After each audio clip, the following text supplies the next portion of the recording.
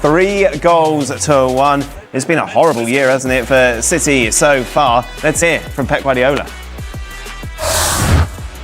Yeah, Pep Guardiola, it ends with a loss here in Bodø. How will you summarise this performance? Well, it was an interesting game. We started really well. I know the transition was really good. It's a really good team. We knew it. And yeah, it's a tough period right now in terms of results, and everything is against a little bit. And yeah, we have to move forward. Because you said earlier they are a strong team, but do they surprise you in any way today? No. We know how good is that, and you know, and that's happened. So, but yeah, we continue. We have to just wait and come back people and try how it's going to be. And we also talked about the conditions, the artificial grass. Do you think those factors were those any factors that did the mistake today? Well, this is what it is. So they are more used, but we're playing the same artificial, and just congratulate both. And obviously a tough period for you right now with 2 losses in a row. How do you come back from this, and how are Manchester City going to work forward to get forward again and win games? Well, thinking next one as we have to do, you know, and we have in a period especially because we have a lot of absence, and that is what we have to do. And last question, Jens Petter Hauge, the winger who scored a 3rd goal, he became a man of the match. What do you think of his performance? Playing really good. We knew how good he has, a drop inside. He's a really good player. So it's a really good team. Erling, obviously a lot of anticipation of you coming back to Norway playing in the Champions League. Not the homecoming I'm sure you would have imagined. No, of course. And we lose. On our way back, we score, and then we get a red card. It gets more difficult, and in the end, I think deserved win for Bodø. Without a doubt, they play incredible here at home. So in the end, I think it's deserved. A huge credit to Bodø. But what do you think you got wrong as a collective team this evening? I think I don't know. We do our best, but something that's missing, obviously, and I take full responsibility together with Rodri, Gigio, you know, Tijani, as experienced players. I don't want to blame anyone, but we need to take more responsibility because in the end it's not good enough. We're Man City. We can't go around and not win games. It shouldn't be like this, and in the end it's well deserved. Obviously a game you will have expected to do well and expected to win. You just mentioned there the experienced players need to step up. Was it a mindset thing this evening, do you think, that potentially you got wrong? No, I don't know. I don't have the answers. And again, as I said, I take full responsibility of not being able to score the goals I should do. So I just apologise to everyone, every single Man City supporter and every single supporter that travelled today, because in the end it's embarrassing. And in the end, I mean, both they played some incredible football, and in the end it's deserved. So honestly, I don't know what to say because I don't have the answers, and what I can say is sorry. On a personal note, we're so used to seeing you score that the games you don't, people start to ask questions. Are you feeling 100%, or are things just not falling how you would like them to at the minute? I don't want to speak about how I feel or whatever. I do my best whenever I'm on the pitch. I'm on the pitch quite often because we play a ridiculous amount of games. So I try to do my best. That's my job, and I try to get ready for the next game, because now in the end another game is in 4 days, so we have to try to recover again.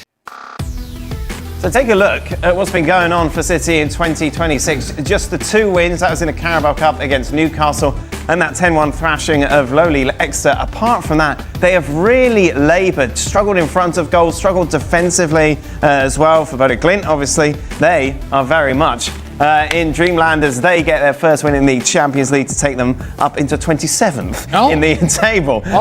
Let's welcome in Frank Leboeuf, and just about on time, Stuart Robson joins us. We'll be hearing from them in a moment. Don't upset him. He's upset already. A little angry before we came on here. You know what he said, the sending off was soft. It wasn't. It wasn't soft. The only thing soft is his defence at the moment. City United could have scored 5 against them. Bodø Glimt could have scored 5. There was 1 chopped off for offside. It was tight, it was offside. There was another one where they hit the bar. Yes, they were down to 10 men. But I don't want to hear, I'm fed up, I don't want to hear excuses. Well, Matheus Nunes had the flu and we have, I know you've got injuries. Well, you've gone out and spent, again, you brought Mark Gay in from Palace, but don't go and buy Semenya for 60 odd million. You got Mamouche, you got Foden, you got Cherky, you got Doku, you got Tijani Reinders, who can play in several positions. Go and buy 2 centre-halves. If it's that bad, go and buy 2 centre-backs. Don't go and buy Semenya and spend the money there. Right? To just buffer up all these attacking options that you've got, and you can't keep clean sheets. And also, if I played a game in if we played a big Manchester derby at the weekend, right? And we were young players, and my manager took me off, my chin's on the floor. Young Elaine, he says. And by the way, Kusanov's not much better. But the youngster looked fragile, right? And I would never slaughter a young player for coming into the team and making mistakes. And march on into the round of 16. Back out there, away from home, on one of those sort of hybrid pitches, freezing cold, against a side that it's their big moment, playing Man City. Erling Haaland's back in town. The bags of money team have turned up. He's put the young player back out. Yeah, he's short of numbers. Ake's on the bench though. And the youngsters made 2 mistakes again. Yep. So he's kind of chucked him back in there with the Wolves. And they've been burnt. So I just don't think Man City and Pep Guardiola are making very good decisions at this moment in time. We spoke about the Manchester derby, Erling Haaland, pretty much anonymous in that. We kind of gave him, well, the boys gave him a pass saying that he's just not getting the supply at the moment. He's not getting the balls. You take a look at his form of late, he's really struggling to find the back of the net. I think it's 1 penalty in 9 games. How much blame do we put on the striker? How much do we put the blame on the supply? Well, there's blame to the supply, and he is a player that does need that supply. But there were a couple of chances today. When the game was 2-0, and as we mentioned in reference, he's able to get ahead of the defender, puts good contact on the ball, and it should be on target. It's like your minutes per goal, and let me just say, for the record, that's not very good. That's not very good. What I would say about Erling Haaland is that early on in the season, we're talking about, well, look, if it's not Erling Haaland scoring the goals, then where are the goals going to come from? And we can ask this very same question right now. If Erling Haaland is not scoring the goals, then where are the goals going to come from? And they're not coming from anywhere else. And so all the focus is on Erling Haaland, and rightfully so. He is who he is, and he's an elite striker, and we should demand and expect more from him. But the service is not there. The quality of play in the attack right now for Manchester City is not there. The quality of passing is not there. The quality of possession is not there. So often we talked about this team struggling in moments of transition defensively. Well, it doesn't happen by accident. The starting point to this lack of defending in transition moments comes from the fact that they're turning the ball over in bad areas. So there are issues. Of course, when we focus on Erling Haaland, we're going to say, well, he's not scoring goals. All right, fine. Put that aside. That's not the only thing that is going wrong. And while Max Alena today had difficulties, so did Rodri. So it's not only the young guys that are struggling, the old guys are struggling too. The struggles right now for Manchester City are across the board. Just a quick one before we go to the boys. I've got a beef about this with Man City, with this spending all this money and a manager making excuses. For all those defensive things we talked about and who they may have signed and should have signed and who they have, Akanji's still a Man City player. He's in Italy on a loan that I believe had a recall if they needed, and they do need, whether they want Akanji long term or not, well they obviously don't. And he was asked about this a couple of weeks ago when it was falling apart at the seams, and he said, no, we won't be calling. He's doing pretty well in Italy, by the way, Akanji, at this moment in time. And Guardiola said, no, we won't be calling Akanji back. That's fine.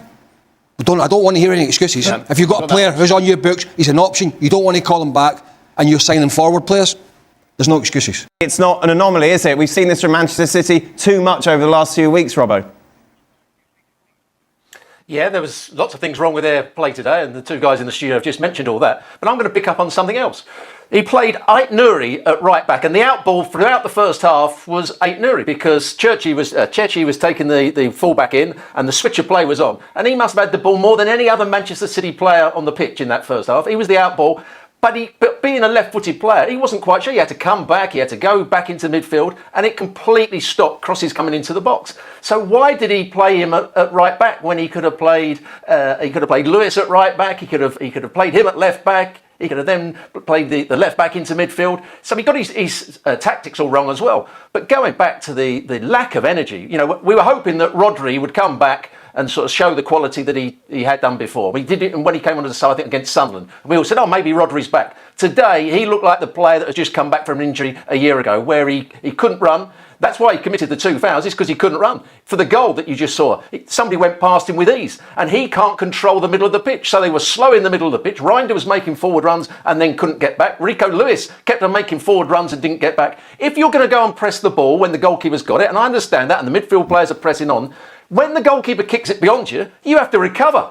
But every time the ball went forward into the front players, the midfield players of Bodo Glimt got there first, and the Man City midfield players were too slow in reacting. That's just poor play all round by the manager and the players. Frank Leboeuf. Yeah, that's a very good question, Dan. No, the thing is that I really think that everything has to be reset from Pep Guardiola.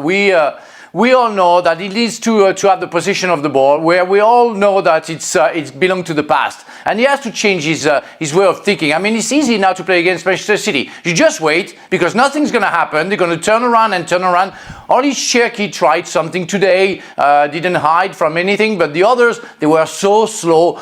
You could guess everything they were doing, and Bodo Glimt just had to wait. And that's what they did, and score in counter-attack. So you have to rethink your philosophy of football, otherwise you're going to be smashed, and it doesn't work anymore. Yes, you have young players at the back, but if you maybe start from asking your player, your midfielder, to ask the ball vertically and to space up the game, maybe you will put your centre-backs less in danger. So everything today was wrong, from the goalkeeper to the striker, but especially from Guardiola. And he can find any excuses. That's his tactic, which doesn't work anymore. Some interesting quotes after the game. Everybody very much loving Vinicius Jr. This is what he said. The last few days were very difficult for me, for getting booed, for everything they said about me. I only want to be in the spotlight for what I'm doing on the pitch and for what I've done for this club, nothing else. We need to feel the fans' support to get things back to normal. If we're united, we can win a lot of things this season. We're a family. Family who've just had a big divorce. Exactly. And the divorce was the manager. Maybe that's it. Maybe There we go. How much? I don't know where to start with this. Where shall we start? Because it's Monaco. I'll tell you where to start. Go on. Anything these players say at the moment is nothing more than balderdash. Okay. Absolute nonsense. They need to. They've won 2 games, right? What, Levante? Yes. And is this inspired Real Madrid, or are Monaco just guff? Okay. I don't know. I don't really care. What are they going to do between now and the end of the season? Because this is just words. Are they going to turn up for Arbeloa? Or are they going to be the Xabi Alonso team that did what they wanted? And on the you can't judge it on 2 games. But it certainly seems that they're all happy that Mr. Alonso has gone and everything's well in the world. And, you know, what was the other ones? Vini just needs some love from everybody, and Jude Bellingham talking about the truth and all that. At the end of the day, it'll all come out in the wash. I think everybody's a bit fed up. I think a lot of people are just kind of fed up with a lot of this talk and just want to see what these players are going to do on the field between now and the end of the season. Yeah, I think that's what Real Madrid fans want, is consistency. They want to see a Real Madrid team that can sustain what they did today. And to see it far more often, and to see it particularly at Santiago Bernabeu all the time. Now, you only have to go back to the weekend and the first half against Levante, where everybody was getting booed, not just Vini Jr., because of how terrible the team had been. Now, they go on to win that game, and what I think is really important for Real Madrid is that Barcelona then lost to Real Sociedad. Because then, all these vibes that were not with Real Madrid, they have seemed to have come back. This positive energy, the factual reality that they are only 1 point behind Barcelona in La Liga. Barcelona does them a favor. They lose against Real Sociedad. Real Madrid now come into Santiago Bernabeu having won their last match against a very vulnerable Monaco team. And then from the beginning, you saw a different version of Real Madrid. And we must say that it's noticeable so because of the intensity and energy with which they were running around and pressing the ball. And I'm not just talking about the first half. I'm talking about late in the game where they're up 4-0 and they're still pressing the ball. And the last couple of goals they scored, it comes from sliding challenges higher up the field, which you don't often see, and we haven't often seen this year. It's part of what Xabi Alonso was trying to bring to this team and wasn't happening. So when you see this, One, you know they're capable of doing it. Two, if you're a fan of Real Madrid, you want them to sustain it over time. And that would be the big question. And I suppose, Rob, we've got to be positive here because we haven't really seen this from Real Madrid all season. Yeah, I don't think they did it in the first half, although they were leading in the first half. They scored the early goal. I'm trying to be Monaco had a lot of positive, time on the Robbo. ball, and one of the... Yeah, I'm going to come to the positive bit. But what Monaco tried to do was play and send their fullbacks high and be a team that are going to go and attack Real Madrid. But what it did leave was them open at the back. And if ever there's players that can make the most of that, it's Vini Jr. and it's Bellingham making runs from midfield and Mbappe just running down the sides of people. The energy of Valverde when he broke forward. Camavinga playing at left back broke forward on several occasions. If there was a side to pick to play against Real Madrid in this game, it was Monaco, the way they played. Then it weren't like Levante who sat back and said, go on, how are you going to break us down in this first half? Against Levante, I don't think Real Madrid hardly had a shot in the first half because they didn't know how to break Levante down. Today, it was made much easier for them, but what they did was when they did have the counter-attacks, when they did win the ball back and when they did play it forward, they did it with intensity, they did it with quality. And what you saw was the skill of Vini Jr., you saw the skill of Mbappe, which we know they've both got, and you saw more forward runs from Jude Bellingham, who was better today than he was in midweek, on the weekend. And the likes of Camavinga looked as though he played with more confidence. It was a much better performance, but had Monaco been a better side and been better defensively, it could have been a different story. And we've had a lot of love, Robbo, from players after their game for Vinicius Jr. saying this is what he gets when he gets a lot of love, he gets the support from everybody. Is that something you're on board with? Well, if a player is playing well and he's working hard, he needs to get the love off the other players and off the crowd. If he's not playing well and he's not working hard enough and he's sniping to the chairman about the manager, then he shouldn't get any love. And the crowd were right to boo him because he's part of the reason that Alonso probably didn't succeed. But if he starts playing well again and he starts showing the right sort of side of his game and he works hard and he closes people down, as Ali just said, which they did in the second half, then the crowd will get behind him. It doesn't take much to win the crowd over when you're a good player. I'm on board with him just getting on with it. Yeah. You know what I mean? But just get on with it. Get out there and roll your sleeves up and do your job. Just get out there and do your job. Never mind all this love nonsense. Just go in that field and apply yourself properly. And if we're being honest, he hasn't done that. No. He didn't do it for Xabi Alonso. He didn't apply himself properly for that manager. So just get out there and do your job. And if you're into messages, Vini Jr. scores his goal and goes straight to Arbeloa.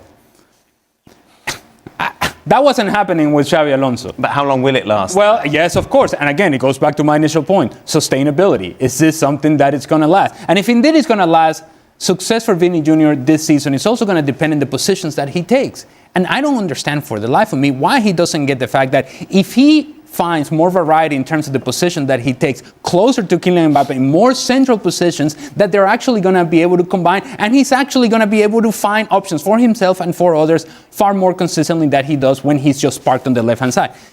Evidence of that, where the goal today by Mastantuono, where Vini is central, he's the one that lays it off. His own goal comes from him being in a central position, they regain possession of the ball higher up the field, and now he's going straight to goal. These are things that go along with what Craig was saying. Go on and play.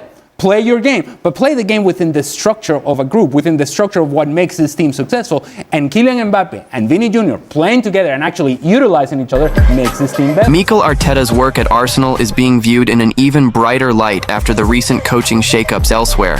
With Chelsea parting ways with Enzo Maresca and Manchester United moving on from Ruben Amorim, the contrast is hard to miss. Arsenal has kept moving forward under Arteta, giving him time through difficult stretches, and now seeing the payoff as the club pushes again in the Premier League title race. It also raises a bigger question about strategy. While Chelsea and United are changing direction again, Arteta has been in place for more than 6 years, outlasting a long list of managers across those two clubs in that span. That stability has become part of the story, and it was a major talking point on the Seeing Red podcast with Tom Canton and John Cross. Beyond reacting to Amorim's dismissal and breaking down wins over Aston Villa and Bournemouth, plus Manchester City's loss to Chelsea, the conversation kept returning to one core idea: structure. Not just who is the coach, but how much power that coach has, and whether the club is built to support a long-term project. Cross pointed to Arsenal as a rare example of patience turning into real strength. He argued that Arsenal's willingness to back Arteta through the messy early phases helped create the stable position they're in now, and that this kind of time and support investment is what can turn a club into something truly solid. Canton's response was sharp and honest. Arteta's arc, he said, has almost become a problem for other clubs. because it tempts them to keep coaches they probably shouldn't. But at the same time, it's still the best example of what can happen when you hire the right person and actually give them time. And that time wasn't smooth. The discussion highlighted how Arsenal could easily have pulled the plug early. 2 8th-place finishes, then 5th, missing out on the Champions League, and a Europa League semi-final exit to Unai Emery's Villarreal. Any of those moments could have pushed a club into panic mode. Instead, the argument is that Arsenal recognized the bigger reality. Arteta didn't have the resources to compete at the required level right away. The squad needed a rebuild. The roster needed to be refreshed. That's where the comparison to Chelsea and United becomes even more pointed. The podcast suggested that recruitment and decision-making structure are often what determine whether a coach survives. If signings don't land, results suffer. And if a coach doesn't have enough influence, or the club isn't aligned behind a clear plan, it becomes much easier for things to collapse. In other words, giving time only works if the coach is empowered to shape the team in a way that matches the vision.